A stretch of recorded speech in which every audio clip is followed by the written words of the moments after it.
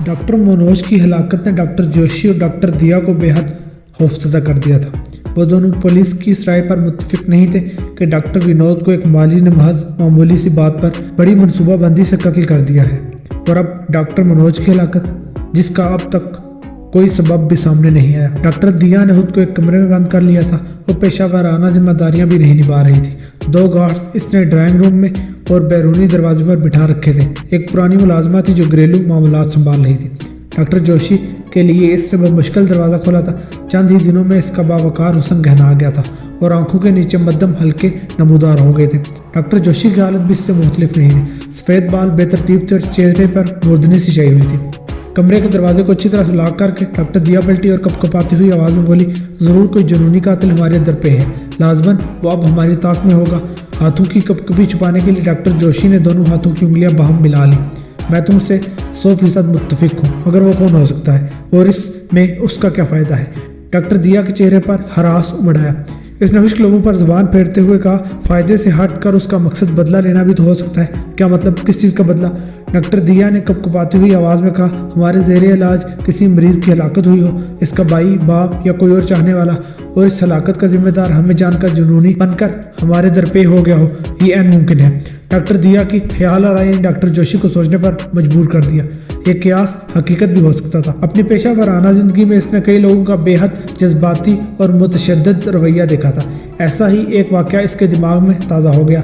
वो भी जवान था और हाउस जॉब कर रहा था। गलत इंजेक्शन के सबब एक सीनियर डॉक्टर के हाथों एक बच्चे की हलाकत हो गई थी। बाद में हलाक होने वाले बच्चे के बाप ने सीनियर डॉक्टर को इसके बच्चों समेत गाड़ी में जिंदा जला दिया था और खुद भी खुदसोजी कर ली थी। इस वाक़े ने बहुत अरसे तक डॉक्टर जोशी को परेशान रखा था। सर्द मौसम के बायस डॉक्टर जोशी को पेशानी पर पसीने के कतरों नमूदार होने लगे। इसे सांस घुटता हुआ महसूस हुआ। खुद ही उठकर इसने गिलास में पानी उंडेला। दोबारा कुर्सी पर बैठते हुए इसने पानी हलक में उंडेल दिया। इस दौरान में डॉक्टर दिया इसे हाल ही सी नजरों से देखती रही। पानी पीने से डॉक्टर जोशी की घबराहट कदरे कम हुई तो इसने पुरसोच अंदाज में कहा, हमें काम करते हुए कई साल हो चुके हैं, हमारे पास सारा रिकॉर्ड है।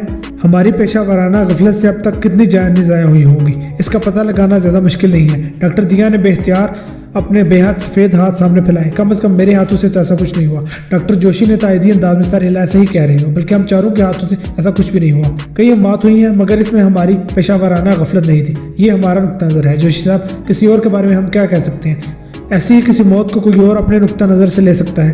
डॉक्टर जोशी ने नफ़ी में सर हिलाया। मैं रफ्ता रफ्ता इस ख्याल से पीछे हट रहा हूँ कि डॉक्टर विनोद और डॉक्टर मनोज का कातिल कोई ऐसा जुनूनी है जिसके प्यारे की मौत हमारे अस्पताल में हुई हो, और वो जुनूनी इस मौत का जिम्मेदार हमें ठहराते हुए हमारे दर पे है। डॉक्टर दिया ने इसकी आंखों में आंखें डाली।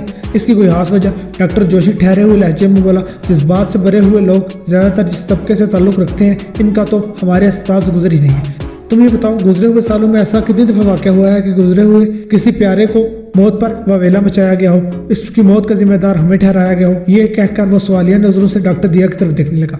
आप मानक राय को शायद भूल रहे हैं। ये कुछ ज़्यादा पुरानी बात भी नहीं है। ऑपरेशन टेबल पर बीवी की मौत हो जाने पर इसने एक तूफान उठा दिया था। डॉक्टर जोशी ने इसकी बात काटी। मुझे याद है, मगर तुम भूल रही हो कि बाद में इसने हाथ जोड़कर अपने जज्बातीपन पर माफ़ी मांगी थी। मुमकिन है ये माफ़ी माज सिखावा हो और वो दिल में बदले का तूफान छुपाए हुए हो। इसकी धमकियाँ मुझे आज भी याद है। ये कहते हुए डॉक्टर दिया का हरास और नुमाया हो गया। आपको याद होगा, इसने हमें छलनी करके मारने की धमकियां दी और डॉक्टर मनोज डॉक्टर विनोद को छलनी करके मार गया है। डॉक्टर दिया के चेहरे पर जैसे मौत की जर्दी उतर गई। डॉक्टर जोशी को दोबारा सांस रुकता हुआ महसूस हुआ। हमें पुलिस की मदद लेनी होगी। मानक राय के अलावा एक और बंदा भी है जो मेरी नज़र में बहुत ज़्यादा मशकूक है। डॉक्टर दिया लर्ज उठी। कौन है वो? डॉक्टर जोशी ने ससराते हुए लहजे में कहा, बदले और जुनून से हटकर सोचे तो एक ही शख्स है जिसे हम चारों की मौत से फ़ायदा होता हो। डॉक्टर जोशी के ड्रामाई वक्फे ने डॉक्टर दिया के जिस्म से जैसे जान निकाल दी।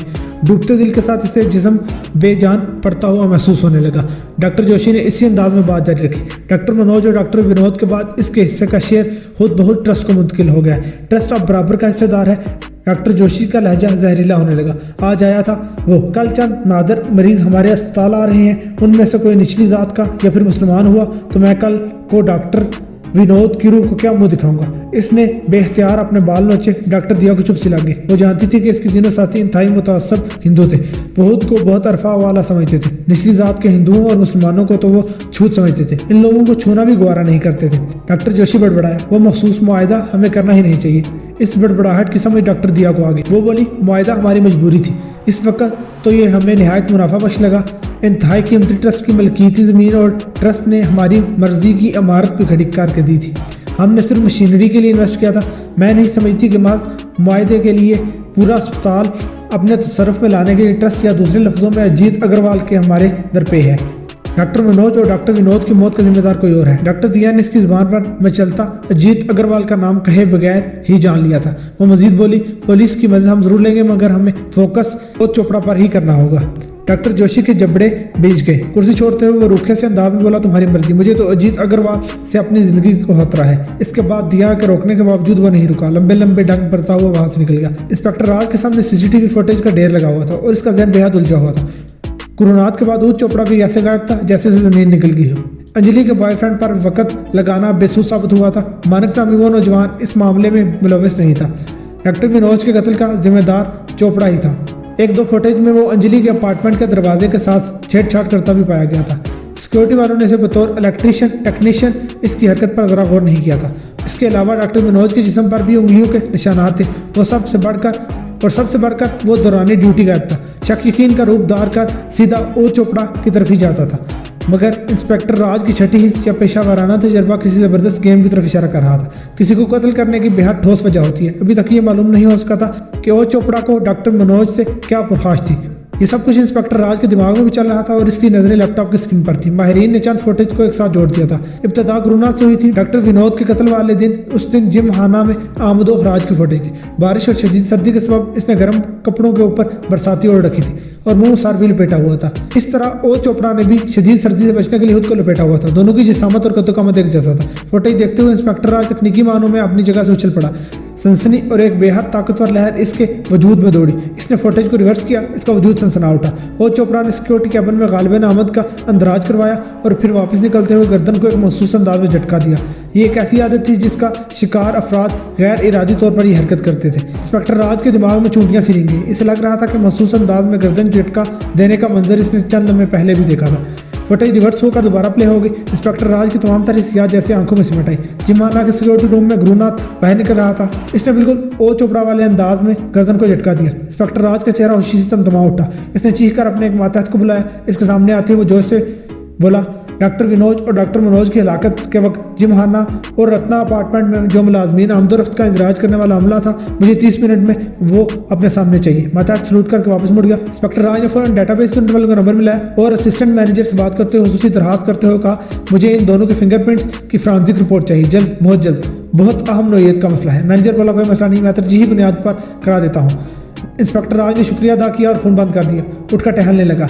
बेचैनी ने इसको पूरे वजूद को अपनी लपेट में ले लिया था। थोड़ी देर में 5 अदद ड्रेस में मुलाजमीन इंस्पेक्टर राज के सामने थे। इंस्पेक्टर राज ने रत्ना अपार्टमेंट के मुलाजमीन को बाहर भेज दिया। इंस्पेक्टर राज पहले ही से ज़हनी तैयारी कर चुका था। वो जानता था कि डरे हुए और मुलाजमीन छिन जाने के खौफ में मुबतला मुलाजमीन इसे दुरुस्त मालूमात नहीं दे सकेंगे। यकीन के मानिंद जो खदशा इसके दिमाग में गड़ गया था, इसके लिए दुरुस्त मालूमात इसे इन मुलाजमीन के अंदर से कशीद करनी थी।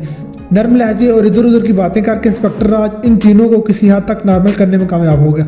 इस दौरान चाय भी आ गई। चाय के घूंट लेते हुए इंस्पेक्टर राज ने दोस्ताना अंदाज में कहा, मुझे आप लोगों की मदद चाहिए, इसलिए आप लोगों को तकलीफ दी। एक उधेड़ उम्र और मजबूत काठी का मुलाजिम बोला, हुक्म करें सर, और हम हर मदद के लिए हाजिर हैं। दूसरे ने भी गोया सर हिलाकर तायद की। इन तीनों को अपनी तरफ मुतवज्जे पाकर राज धीरे से हंसा। आपकी मदद और खिदमत भी ले लेते हैं, चाहे तो पिए आप लोग। माहौल मजीद खुशगवार हो गया। थोड़ी देर बाद इंस्पेक्टर राज ने कहा, हम जिमखाना में कत्ल होने वाले डॉक्टर विनोद के कातिल के बहुत करीब पहुंच गए हैं। जल्दी वो हमारे पकड़ में होगा। बस आप लोगों की थोड़ी सी तवज्जो चाहिए।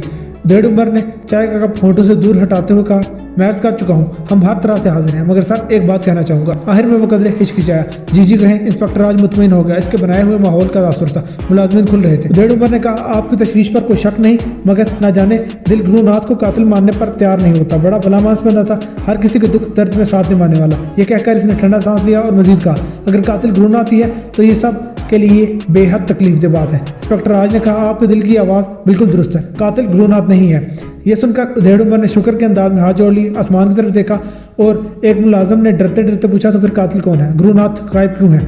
इन सवालात के जवाब के लिए मैं चंद सवालात आपसे करूंगा, आप लोग सोच समझ कर जवाब दीजिएगा। और ये भी आप लोगों को बता दूं, आपसे हासिल होने वाली मालूमात इस कमरे से बाहर नहीं जाएंगे। वो तीनों पूरी तवज्जो से इंस्पेक्टर राज की तरफ मुतवज्जो हुए।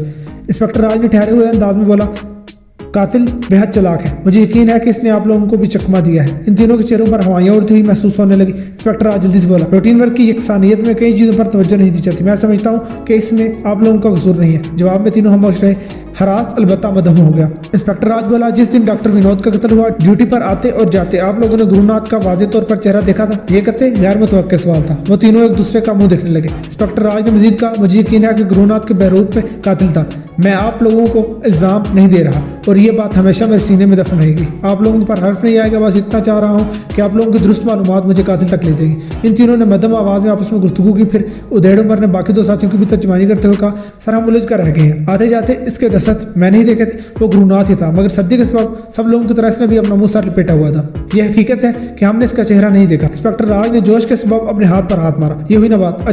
अच्छा उससे बातचीत तो हुई होगी। आवाज भी बंदे की पहचान होती है ना। इस दफा दूसरा मुलाजिम बोल उठा। इसे जुकाम और गला खराब होने का मसला था। आवाज बदली हुई थी मगर था गुरुनाथ ही। इंस्पेक्टर राज को यकीन हो गया कि वो दुरुस्त सिमत में चल पड़ा है। इसने इन तीनों से हाथ मिलाया। अब इतनी तकलीफ करें कि वो रजिस्टर जल्दी से यहाँ ले आए, जिस पर ड्यूटी ऑन ऑफ होते दस्तखत करते हैं तमाम मुलाजमीन।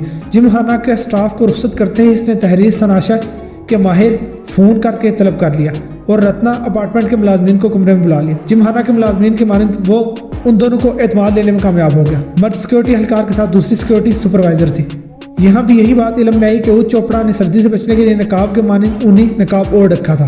ऐसे नकाब आजकल फैशन में थे और गुरुनाथ की तरह उच्च चोपड़ा भी जुकाम गला खराब होने में मुबतला था, जिसकी वजह से इसकी आवाज़ बदली हुई लग रही थी। चेहरे और आवाज़ की तरह चलने का अंदाज और जिस्मानी हरकत सिकनात भी अलग पहचान रखती हैं। हरकत सिकनात से इन्हें जरा भी शक नहीं गुजरा कि आने वाला उच्च चोपड़ा नहीं कोई और है। इंस्पेक्टर राज का एतमाद पाकर हाथून सुपरवाइजर ने हाथ नसवानी इसको महसूस करने वाली एक बात शेयर की।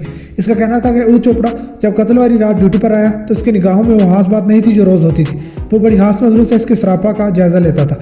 इस रात इसने कथित तौर पर इसे नजरअंदाज कर दिया था। हाथून सुपरवाइजर को खुशगवार हैरत हुई थी। इसने सोचा उच्च चोपड़ा शायद सुधर गया है। इंस्पेक्टर राज ने कातिल के शख्सी हाके में ये पॉइंट लिख दिया कि उसे औरतों से कुछ खास दिलचस्पी नहीं। रत्ना अपार्टमेंट में मुलाजमीन की हाजिरी के लिए जदीद बायोमेट्रिक सिस्टम नस्ब था। इस सिस्टम ने उच्च चोपड़ा के फिंगरप्रिंट्स की शिनाख्त कर ली थी।